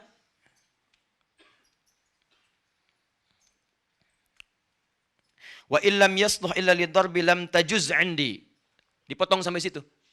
Dan kalau wasiat tentang alat musik itu hanya dimaksudkan untuk alat pukul, alat musik saja, maka wasiat itu tidak boleh menurut saya, batal. Teruskan, disambung lagi kemudian. Wa in kana la yasluhu illa lidarbi batalat 'indil wasiyah wa hakadzal qaul fil mazamir kulliha. Ini yang dikutip sampai sini saja. Yang dikutip sampai sini saja. Lihat kalimatnya. Fa in kanat lahu wa in kana la yasluhu illa lidarbi batalat 'indil wasiyah. Kalau wasiat itu dimaksudkan alat musik yang biasa dipukul, kalau terjemahannya dipotong, maka maknanya berubah. Kalau yang diwasiatkan itu adalah alat musik yang biasa dipukul, maka menurut saya hukumnya batal wasiat, kata Imam Asy-Syafi'i.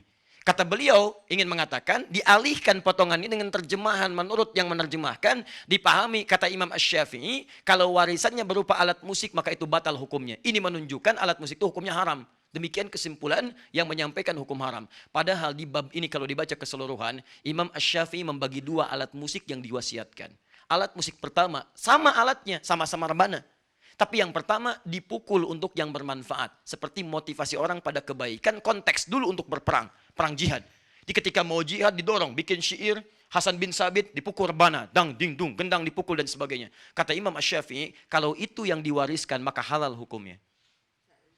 Alatnya sama. Boleh. Tapi kalau yang diwasiatkan ke ahli waris, diwasiatkan kemudian, atau menjadi warisan, hanya alat musik yang digunakan untuk yang lahun saja yang ini. Untuk nyanyi-nyanyian yang tidak bermanfaat, untuk mabuk-mabukan, untuk diarahkan pada yang maksiat, itu yang dimaksudkan kata beliau batalat 'indil wasiyah, batal wasiatnya. Di kalimat itu dari Imam Asy-Syafi'i bukan ingin menghukumi musik haram mutlak, bukan. Imam Asy-Syafi'i ingin mengatakan alat musik yang dimaksudkan jika dipakai untuk hal-hal kepentingan maksiat. Sedangkan yang tidak maksiat boleh dilakukan untuk persoalan ahli waris atau untuk wasiat diberikan pada generasi setelahnya. Jadi maksud saya, ada orang-orang yang mengutip pendapat para ulama tapi tidak merujuk kitabnya dalam bab apa itu disampaikan. Ternyata ketika para ulama, Imam Syafi'i itu tidak terlampau menyenangi musik. Tapi yang paling hebat, beliau itu ahli syair. Dan punya diwan, namanya Diwan Imam Asy-Syafi'i. Punya kumpulan-kumpulan syair. Tapi karena konsennya kepada fikih, konsen pada Al-Quran, terlampau banyak menjauhi yang seperti ini. Tapi hukumnya ada. Di teman-teman kalau Anda melihat para ulama mengatakan misalnya kalimat-kalimat kami jauhi musik, kami tinggalkan musik, munculkan hadis-hadis yang tadi, pada umumnya walaupun mereka punya syair dan sebagainya, itu karena kebiasaan mereka dekat dengan Al-Quran dan dekat dengan hadis. Dan orang-orang ahli Quran tidak akan bertemu frekuensi Quran dengan frekuensi musik. Ya kalau saya pribadi, misalnya kalau Anda tanyakan, kalau saya pribadi saya tidak terlampau menyukai musik. Karena ketika seorang dekat dengan musik itu tidak akan sejalan dengan Qurannya. Walaupun musiknya ada maslahatnya. Makanya silahkan cek, Anda senang musik agak kesulitan menghafal Quran. Karena frekuensinya tidak sama di situ. Tapi bukan berarti menjadikan musik mutlak haram, bukan. Karena ada bagian-bagian tertentu yang dibenarkan oleh Al-Quran. Apa itu? Ada orang yang memang bakatnya ada di situ. Bakatnya di situ. Dia mudah sekali membuat lirik. Dia mudah sekali memainkan irama dan sebagainya. Kata Quran, dipakai yang maksiat. Kenapa tidak dipakai yang halal-halal? Seperti Hasan bin Sabit menggunakannya. Seperti Ka'ab bin Zuhair. Dan diberi hadiah oleh Nabi SAW. Makanya muncul semacam Maher Zain. Muncul semacam Yusuf Islam dan sebagainya, muncul semacam dan sebagainya, ya kalimat-kalimat lirik-lirik yang mengarahkan kepada nilai-nilai kebaikan, tapi tidak disatukan dengan yang maksiat. Liriknya memang bagus, ayo solat, ayo solat, ayo solat, ayo solat, yang di bawah joget, ikhtilat dan sebagainya. Nah, itu barangkali mencampurkan dua hal yang tidak bertemu satu dengan yang lainnya. Diberi judul nada dan dakwah, nada satu, dakwah satu, tapi antara nada dengan dakwah tidak nyambung. Kalimatnya benar nada dakwah, kalau dengan nada itu ada nilai-nilai kebaikan yang tidak menghadirkan unsur maksiat. Jelas ya? Judi, aku kalah, bohong, sungguh, misalkan. Misal saja ya. Misal. Itu kan sudah salah, liriknya salah, orangnya juga salah. Nah, apa kesimpulannya? Kesimpulannya adalah turunkan dulu. Jadi kalau kita bandingkan, saya kan belum berbicara tentang pilihan Anda. Itu silahkan Anda pilih yang bagaimana, nggak ada masalah. Saya mau bicara kesimpulannya, kalau kita bandingkan para pendapat ulama akan ditemukan tadi perbandingan-perbandingan berdasar turunan ayat dan hadis tadi. Maka pendapat ulama ada yang mengharamkan mutlak dengan alasan tadi, untuk kehati-hatian saja. Yang kedua ada pendapat haram dengan syarat, haram kecuali, karena ada pengecualian-pengecualian di sini. Yang ketiga kemudian ada yang membolehkan mutlak karena diambil hadis kebolehannya saja. Yang keempat ada kebolehan dengan syarat kalau musik yang dimaksudkan mendukung kepada nilai-nilai kebaikan yang dibenarkan oleh agama. Di luar itu maka semuanya masuk pada kategori yang tidak dibenarkan. Nah, dari 4 ini bagaimana kita menyimpulkan tarjihnya? Yang paling gampang, para ulama membuat hukum umum. Ditariklah garis dari kiri ke kanan. Garis ini kesimpulan terakhirnya. Tengah-tengahnya disebut mubah. Fokus. Tarik ke kiri jadi makruh. Tarik ke kiri lagi jadi haram. Ini tarik ke kanan, jadi sunnah. Ini hukum asal ya, jangan kaitkan dengan musik dulu, hukum asal. Tarik sunnah ke sini jadi wajib. Fokus. Perhatikan baik-baik. Hukum ini cuma 5. Mubah, tarik kiri makruh, tarik kiri lagi jadi haram. Tarik kanan sunnah, tarik kanan lagi jadi wajib. Kita letakkan musik pada porsinya. Perhatikan baik-baik. Jika musik itu tidak ada hubungan sama sekali dengan maksiat, dan tidak mengajak juga misalnya secara langsung pada ketaatan yang standar-standar saja, maka dihukumi mubah di sini. Bisa lagu-lagu kebangsaan yang sifatnya tidak ada lirik maksiat dan sebagainya. Di Saudi ada lagu kebangsaannya, Indonesia ada lagu kebangsaannya. Dan dengan nilai-nilai itu disampaikan nilai-nilai kebangsaan suatu bangsa misalnya, maka itu masuk pada kategori yang ini saja, mubah. Karena itu hampir tidak ditemukan ulama di setiap tempat walaupun mengharamkan, tapi anehnya agak susah memberikan fatwa haram pada lagu kebangsaannya. Bisa cek di Saudi Arabia. Pernahkah Anda mendengar ulama Saudi berfatwa haram hukumnya lagu kebangsaan? Kalau disampaikan selesai urusan kehidupannya. Baik. Kan tidak mendengar. Ya, sama di Indonesia juga begitu. Yang mengatakan haram, nggak ada yang berani. Ayo posting, haram lagu Indonesia Raya. Kalau tidak berurusan dengan tersangka dan sebagainya. Kartu merah dia tuh. Ya. Kenapa? Agak aneh memang, saya pakai jas semalam, Anda ribut. Saya sampaikan ini Anda ribut, ini Masya Allah luar biasa. Kita menyesuaikan penampilan lah ya. Kalau lihat gorong-gorong ya pakai kaos gitu kan. Kalau ke pengajian ya pakai pakaian yang sesuai.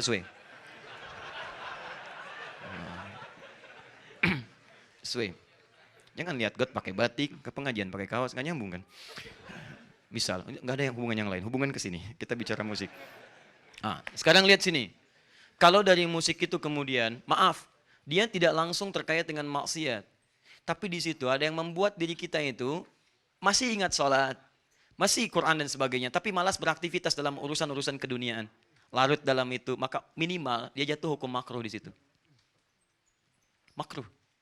Lupa karena menyimak lagu dan sebagainya, dibuat hayalan-hayalan, itu kan?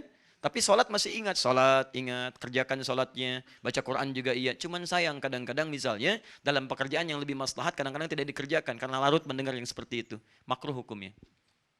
Ini, kalau sudah masuk pada aspek yang dilarang. Dengan musik bukan lalai lagi, sholat nggak dikerjakan. Kamu ingat sholat ya? Iya mah, saya ingat, tapi nggak dikerjakan. Memang ingat, cuman nggak dikerjakan. Ada yang sama sekali nggak ingat sholat. Ada yang langsung bermaksiat di situ. Alat-alatnya sudah ada drumnya, ada gitarnya, ada macam-macamnya. Sampingnya apa? Minumannya juga ada. Bukan minuman biasa. Begitu minum bermasalah. Ada tabletnya juga bukan tablet biasa. Begitu dimakan, ada persoalan di situ. Dan seterusnya. Mabuknya ada. Mohon maaf, sakaunya ada di situ. Zinanya juga ada di situ. Yang kalau berdendang, maaf ya, pelakunya saja sudah masuk dengan cara maksiat. Maka pesertanya pun pasti akan bermaksiat. Silakan Anda lihat konser-konser musik yang diawali para penyanyinya dengan proses yang salah, dengan bermaksiat di situ, maka akan menghasilkan para peserta pun yang larut dalam maksiat. Datangnya yang dibawa apa? Yang dibawa itu halal yang maksiat. Minuman yang tidak jelas, arah yang tidak jelas, joget-joget tidak jelas, ikhtilat tidak jelas, maka jelas itu hukumnya haram. Haram hukumnya. Ya. Judulnya memang bagus, ketika ditepuk yang diarahkan salah. Ya, maaf, saya tidak harus sebutkan itu kan, nanti jadi masalah lagi. Itu dipahami saja. Tapi kalau kemudian dari situ ada nilai-nilai kebaikan yang dibawa bahkan mengarahkan pada nilai-nilai agama. Yang memang di situ domainnya dia. Di situ bakatnya, hidupnya di situ. Siapa contohnya? Jangan ambil contoh sekarang. Ambil contoh di masa Nabi, namanya Hasan bin Thabit. Hasan bin Thabit. Bahkan langsung dipuji oleh Nabi SAW. Bahkan dinantikan syairnya. Begitu ada yang mencela, Hasan tampil membela Nabi SAW dengan syairnya. Bahkan di situ dibutuhkan syairnya Hasan untuk membela nilai-nilai Islam. Karena konteksnya sangat dibutuhkan. Naik hukumnya bukan sekedar mubah, ada nilai sunnah di situ. Karena golongan-golongan itu tidak bisa mendengar yang lain kecuali syair. Bahkan bisa jatuh pada hukum yang sangat luar biasa, walaupun ini jarang, sangat jarang. Bisa masuk pada kategori wajib, kalau memang itu jadi wasilah satu-satunya untuk memahamkan orang tentang Islam. Contoh, saya bertemu dengan Profesor Silmi, Hamid As-Silmi. Beliau dari Kanada. Tidak sedikit orang Kanada masuk Islam, karena mendengar lirik-lirik keislaman. Karena memang dunianya di situ. Kalian sering dengar Justin Bieber, macam-macam dan sebagainya misalnya. Satu kali dia mendengar lirik-lirik Islam. Begitu mendengar dia penasaran. Karena dia ahli musik, dia dengar masuk Islam karena mendengar lirik-lirik Islami. Memang poinnya cuma itu. Dipakai yang lain nggak bisa. Diajak dengan kalimat nggak bisa, didakwahi nggak bisa, dengan toleransi juga nggak bisa, dengan kalimat-kalimat baik nggak bisa, ditraktir nggak bisa. Begitu dengar lirik, masuk Islam. Pertanyaan saya, apa hukum yang seperti itu? Apakah Anda katakan haram? Kalau status masuk Islamnya dengan cara yang haram, bagaimana? Oh, ini Islam haram. Oh, Islam haram bagaimana? Gak bisa. Gak bisa. Ya. Maka dari situ, jangan cepat menyimpulkan sesuatu, apalagi pada hal yang tidak Anda ketahui. Ulama saja berbeda pendapat dengan orientasinya, tapi masih memberikan ruang pada yang lainnya. Dan yang paling luar biasa adalah, ketika Anda ingin menulis sesuatu, coba lihat tuh referensinya. Sehingga bisa ada kesimpulan yang paripurna di sini. Jangan asal dikeluarkan kalimat. Sehingga membuat kemudian orang-orang jadi bingung dengan apa yang kita sampaikan. Karena situ, silahkan Anda lihat di sini sikapi dengan baik.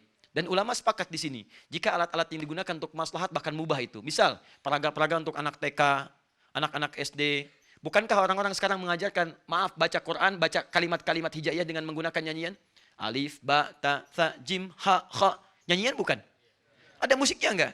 Ada iramanya enggak? Ada. Lalu Anda katakan, haram. Masya Allah, bagaimana? Dan dunia anak berbeda dengan dunia orang dewasa. Silahkan tanyakan pada pakar anak-anak. Akan lain. Psikologi mereka lain. Senang mendengar ada yang iramanya. Senang melihat sesuatunya. Makanya ketika diberikan sesuatu dengan pendidikan yang tadi, cepat mereka. Karena itulah dulu, orang-orang mengajarkan anak-anak itu salah satunya dengan irama-irama yang diambil dari teori-teori musik. Tapi dialihkan kepada konteks pelajaran. Bukan musik-musik maksiat. Rumusnya tetap 16 rumus disebut dengan bahar.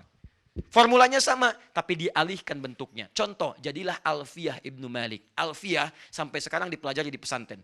Semua pesantren, bahkan pesantren Salafi mempelajari Alfiyah. Tapi tidak ada satupun ulama salaf yang mengatakan Alfiyah haram. Kenapa? Karena nilainya pada pendidikan, nilai-nilai bahasa Arab. Padahal Alfiyah itu disusun dengan syair. Rumusnya rajaz, dan di situ ada iramanya. Kalamuna lafzun mufidun kastaqim wasmun wa fi'lun thumma harfunil kalim wahiduhu kalimatun wal qawlu am wa kalimatun biha kalamun qad yu'am bil jarri wat tanwini wan nida wa al wa musnadin lil ismi tamyizun hasal bitafa'alti atat wa ya if'ali wa nunik balan nafi'un jali. Ada iramanya, ada qafiyahnya, tapi tidak ada satupun yang mengatakan haram. Tidak. Kenapa? Karena nilai-nilai tadi dialihkan pada hal-hal yang bermanfaat dalam kehidupan. Ada alfiyah ilmu hadis pakai syair, ada alfiyah ilmu Quran pakai syair. Tapi menariknya, tidak ada satupun ulama mengatakan alfiyah hadis haram. Alfiyah syair, alfiyah Quran haram. Tidak ada.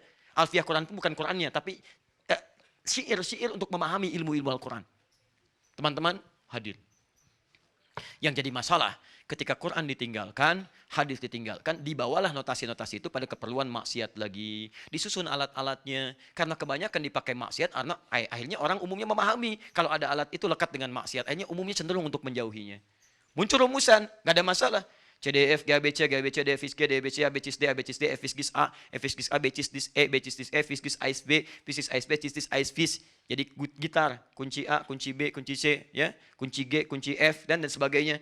Ditarik kemudian ke notasi ke piano, ada do, re, mi, fa, sol, la, si, do. Asalnya dari mana? Dari bahasa Arab. Dal, ro, mim, fa, sol, lam, do, re, mi, fa, sol, la, si, do. Dal, ro, mim, fa, sod, lam, dal. Ya, dal, ro, mim, fa, sol, lam, dal, ya, sod, do, re, mi, fa, sol, la, si, do. Betul. Saya tidak bercanda. Kalau Anda cari ini asalnya, ini semua dari notasi-notasi dari ilmu syair asalnya. Ditarik dan yang menemukan ini orang Islam. Sekali lagi, Anda coba mainlah. Kalau ada rezeki, main ke Melbourne. Ya. Tahu Melbourne? Lampu merah, senuan dikit. Anda masuk ke Melbourne, main ke Islamic Museum. Jadi kalau kita datang, ini posisinya di sini. Anda datang dari sini nih. Lewat sini. Ini nggak bisa parkir di sini, nanti diusir warga. Anda ke sini. Ini ada parkiran di sini. Parkirannya cukup luas. Anda masuk dari pintu belakangnya ke sini. Di sini ada tukang kebab.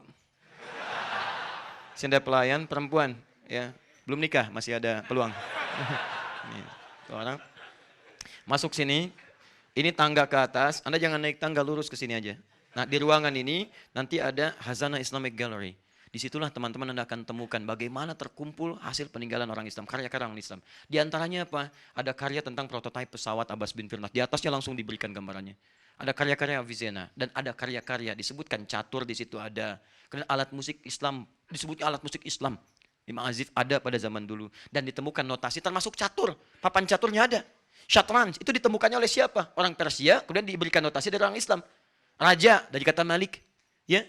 Kemudian ada patih lagi di situ, ada kemudian kuncung, ya, dan itu ada istilah-istilahnya, betul, ya kan? Gini, kuncung gayanya lurus gini, ada yang seperti ini, ada yang putih, ada yang hitam kan? Baik yang putih lurus begini, yang hitam begini, nggak bisa lurus dia, bering aja begini, ya. Jadi kalau ada orang jalannya miring, kuncung, ya, bisa. Ya, termasuk di sini ada notasi tadi do re mi fa sol la si do dari mana diambilnya. Anda bisa foto itu. Bisa foto, bisa lihat-lihat dan seterusnya. Anda bisa diambil. Nanti Anda masuk lagi, lurus lagi. Di sini ada kaca. Di kaca itu ada wallpapernya, wallpaper dari Syajaratun Nabi. Ya, jadi generasi keturunan Nabi dari Nabi Adam terus sampai ke bawah, sampai ke Nabi Muhammad SAW. Ada semua silsilahnya di situ. Bisa diturunkan. Nah, jadi maksud saya adalah, ayo coba kita luaskan wawasan dan kesimpulan terakhirnya adalah tarjihnya. Mana yang terkuat di antara ini? Selalu yang paling kuat itu yang pertengahan. Karena kita diminta oleh Allah untuk mengambil bagian pertengahan. Kita umat pertengahan. Quran surah kedua ayat 143. Wa kadzalika ja'alnakum ummatan wasata, yang tengah-tengah. Jadi kalau kita melihat proporsional saja, jangan-jangan antum haramkan mutlak tapi antum butuh sesuatu untuk bermanfaat dalam diri antum. Jangan-jangan halalkan mutlak tapi ada maksiat yang berbahaya di situ. Karena itu, jika memang dengan musik itu Anda bisa mendapatkan manfaat yang dibutuhkan untuk mendukung agama, Anda boleh ambil bagian dari porsi itu. Tapi kalau nggak ada manfaatnya, saran saya tinggalkan. Karena nggak ada manfaat dalam kehidupan Anda. Ya, kalau saya pribadi, saya tidak terlampau menyukai hal seperti ini. Saya belajar itu untuk menjelaskan hukum, bukan ingin ikut kemudian terlibat dalam hal-hal yang dimaksudkan. Tidak. Saya jurusan saya di bahasa Arab. Ya, spesialisasi saya tentang Al-Quran. Karena saking cintanya dengan Quran, saya belajar bahasa Quran. Bukan untuk bisa bahasa Arab, tapi mendalami bahasa Quran. Maka kami pelajari itu. Dan di jurusan bahasa Arab pasti akan belajar dengan ini semua. Makanya kami punya argumentasi untuk menyampaikan. Karena saya pelajari. Ya, 5 tahun di Tripoli saya pelajari tentang ini, tentang syair, tentang rumus, tentang macam-macam. Sampai apa unsur syair dan seterusnya. Sampai ditemukanlah kalimat ini. Anda kalau nggak belajar tentang ini, Anda nggak akan paham kenapa kalimat Quran turunnya dengan lahwal hadith. Kenapa di sini ada malahi, kenapa ada ma'azif, kenapa tidak disebutkan kalimat musik. Karena yang dimaksud musik pada saat itu, apa yang tadi kami terangkan. Bukan berarti jadi otoritatif, bukan. Ada juga yang lain yang mungkin punya pendapat. Yang penting kita saling menghormati. Yang salah itu adalah yang terlalu fanatis dengan pendapatnya dan menjadikan perpecahan dalam kehidupan. Anda boleh punya pilihan, tapi tidak harus memaksakan pilihan Anda pada orang lain.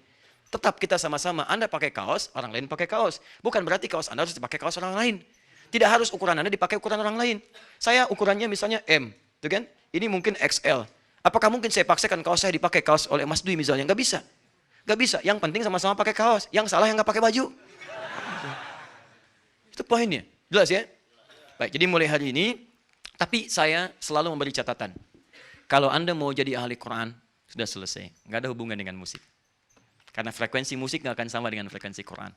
Ya, kecuali dalam hal yang tadi saja, yang membantu untuk nilai-nilai ya pengaktifan Quran seperti huruf saja, atau ada maqamat. Maqamat itu digunakan. Kalau dulu disebut dengan nagmah, ada bayati. Bayati, ya, ada ras misalnya kan.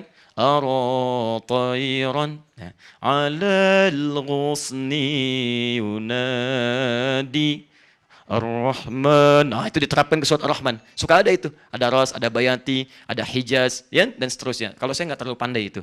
Ya, kalau kami hanya mendalami bacaan-bacaan, murattal, kemudian menghafal dan sebagainya. Mungkin ada yang mujawwadah. Itu yang dihadirkan di MTQ dan seterusnya. Itu nggak ada masalah.